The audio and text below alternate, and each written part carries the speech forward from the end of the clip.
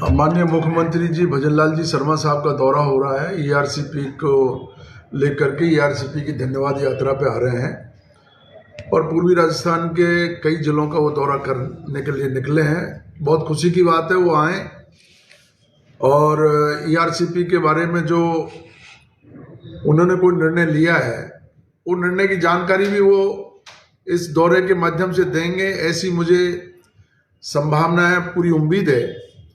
मैं उनसे एक ही बात जो मैंने विधानसभा में पूछी थी और अब कल जब वो आ रहे हैं तो उनके सामने यही प्रश्न मैं रखना चाहता हूं कि मध्य प्रदेश के साथ में राजस्थान का समझौता 2005 में हो चुका था और उस समझौते के तहत मध्य प्रदेश ने मोहनपुरा और कुंडालिया दो बड़े बांध उन्होंने बना लिए, जिससे 2,30,000 हेक्टेयर जमीन पर मध्य प्रदेश सिंचाई करता चला आ रहा है। तो जिस स्टेट के साथ में एक बार जल समझौता हो गया, उस समझौतों को पुनः उसके साथ नया समझौता करना, एक तो ये हमारे गले नहीं उतर रही है ये बात। दूसरी बात ये है कि क्या 2,30,000 हेक्टेयर जमीन जो उस समझौते के तहत मध्य प्रदेश ने पहले से अपने सिंचित जमीन में कन्वर्ट कर लिया दोनों बांधों के माध्यम से, क्या वो 2005 के समझौते में जो 2,30,000 हेक्टेयर जमीन जिसका पानी राजस्थान के हक से उन्होंने लिया है मध्य प्रदेश ने, ये जो समझौता हुआ है वो 2,30,000 हेक्टेयर से अलग हट करके हुआ है या उसमें उस समझौते के तहत हो रहा है? एक बात। दूसरी बात यह है कि ये डीपीआर 2017 में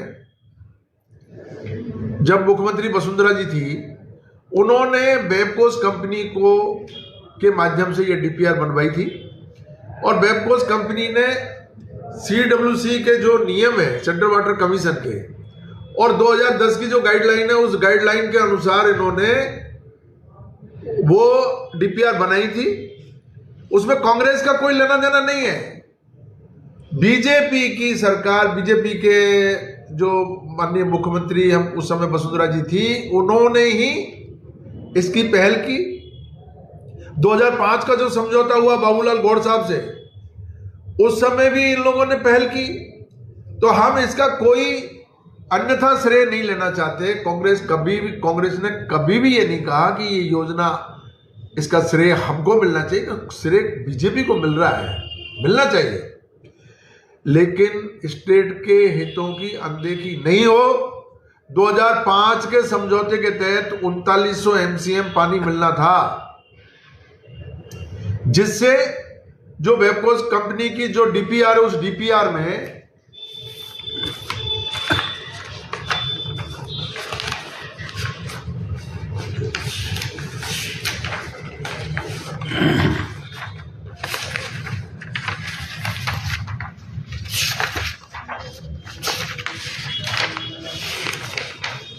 उस डीपीआर में साफ साफ ये लिखा हुआ है कि कितना पानी 50% डिपेंडेबिलिटी पर मिलेगा।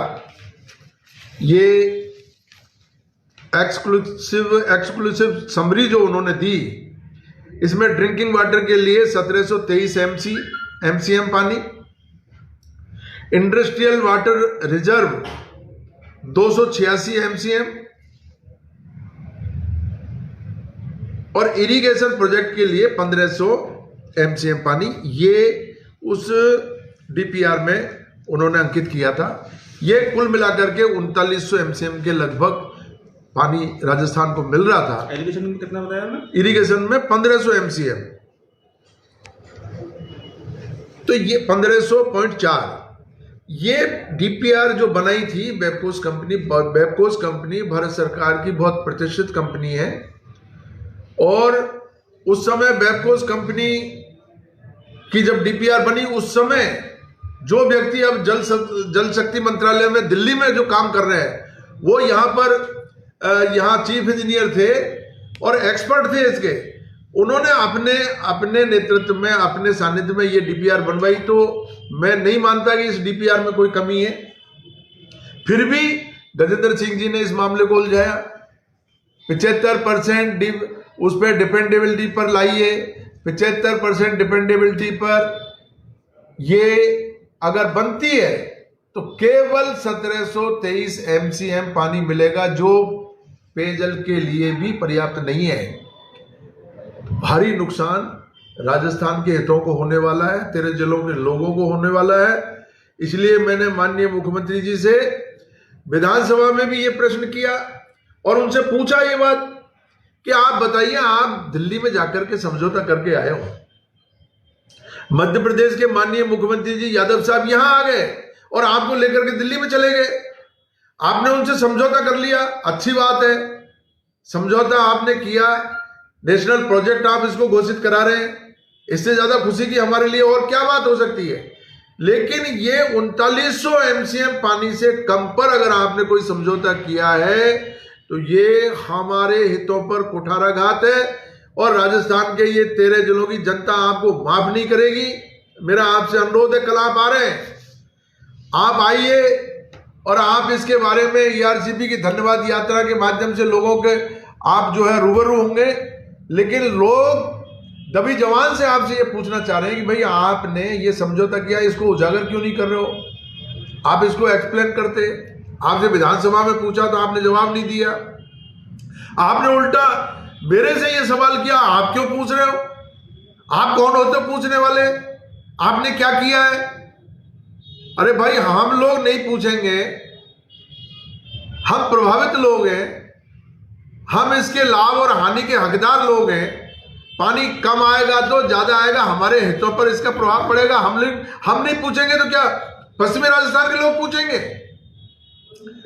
और माननीय मुख्यमंत्री जी जो भरतपुर के रहने वाले हैं, वो अगर ये बात कह रहे हैं तो मुझे और भी अफसोस है इस बात का, क्योंकि भरतपुर में भी पानी की किल्लत है।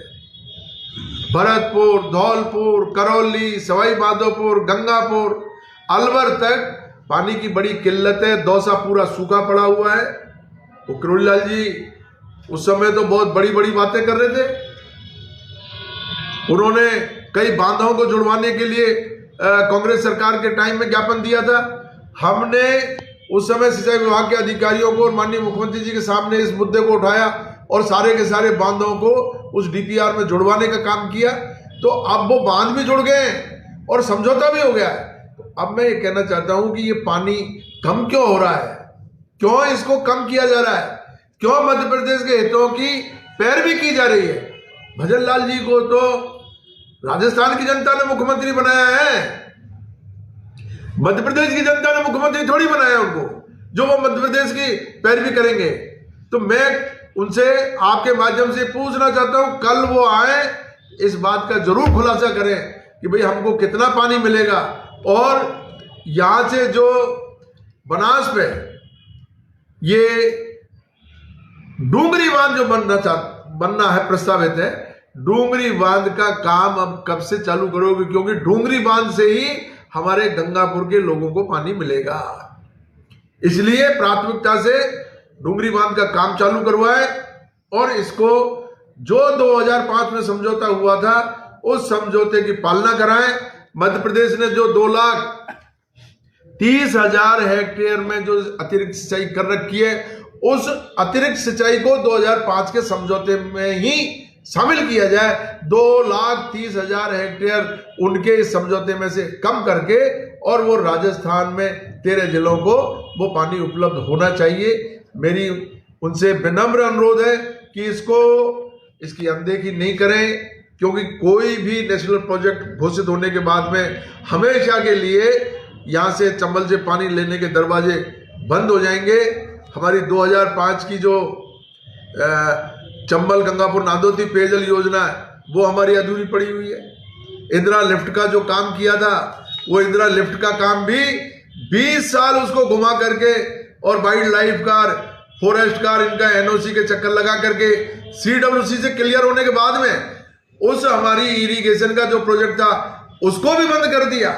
और अब ERCP में भी अगर हमको पानी नहीं मिला तो हमारे लोगों के सामने बहुत बड़ा संकट खड़ा हो जाएगा। इसलिए हमारे पास ये आखिरी मौका है और इस मौके को हम लोगों को इसका भरपूर फायदा उठाना चाहिए हमको। और ये फायदा, क्योंकि इस क्षेत्र की समस्या को भजन लाल जी से ज्यादा कोई नहीं समझ सकता।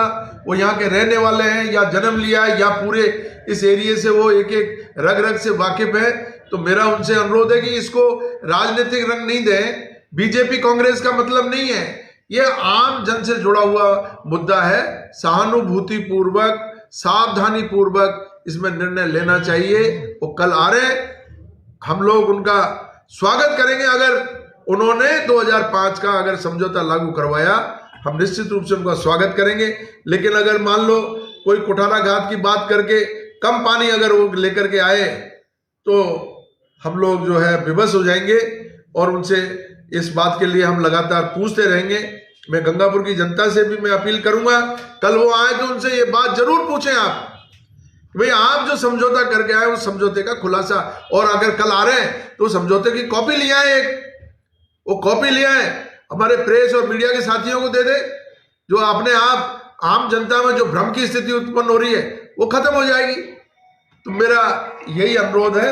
ये काम हमें निश्चित रूप से हम इसको सराहना करते हैं, लेकिन इसके साथ साथ ये भी हमारी मांग है जो मैंने विधानसभा में भी रखी और कल भी आपके माध्यम से मैं ये बात रख रहा हूँ। धन्यवाद। अच्छा विधायक महोदय, आपका कहने का मतलब यह, देखिए गर्मा गर्म विधानसभा भी खूब चली, आपने भी ये सवाल उठाए थे, तो क्या भाजपा के द्वारा या सीएम भजन लाल के द्वारा कुछ आंकड़े या कोई ऐसा समझौते की कोई कॉपी विधानसभा में नहीं रखी? वो समझौता नहीं, वो समझौता या आंकड़ा समझौते की कॉपी हमको नहीं दे रहे हैं।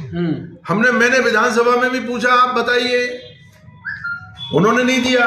अब कल आ रहे हैं, कल भी अब वो जो एक्सप्लेन नहीं कर रहे हैं।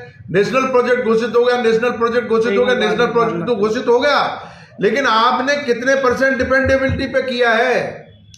50% डिपेंडेबिलिटी पे अगर करते हो तो ही हम 13 जिलों को पानी उपलब्ध करा पाओगे।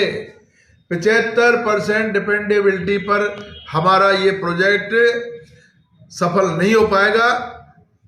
आपने पीकेसी ईआरसीपी का एक नया लिंक जो है प्रोजेक्ट बना दिया, कोई दिक्कत नहीं है हमें। आप फंड का कैसे अरेंजमेंट करते हैं केंद्र सरकार से, कोई दिक्कत नहीं है। हम चाहते हैं कि कोई भी तरीका ऐसा निकले जिससे हम लोगों को ज्यादा से ज्यादा पानी मिल जाए। 70 साल में भी पूर्वी राजस्थान के साथ में जो ये अन्याय हुआ है, लोग भूल नहीं पाएंगे इसको। पश्चिमी राजस्थान में कहां से कहां पानी आ गया।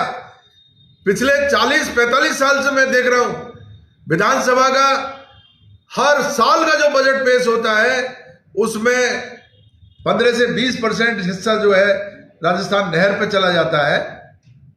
जाए, हमें उस बात का कोई गुरेज नहीं है, लेकिन ये 13 जिले जो चंबल के बिल्कुल नजदीक हैं, चंबल के किनारे बस रहे हैं, इन लोगों को पीने का भी पानी नहीं।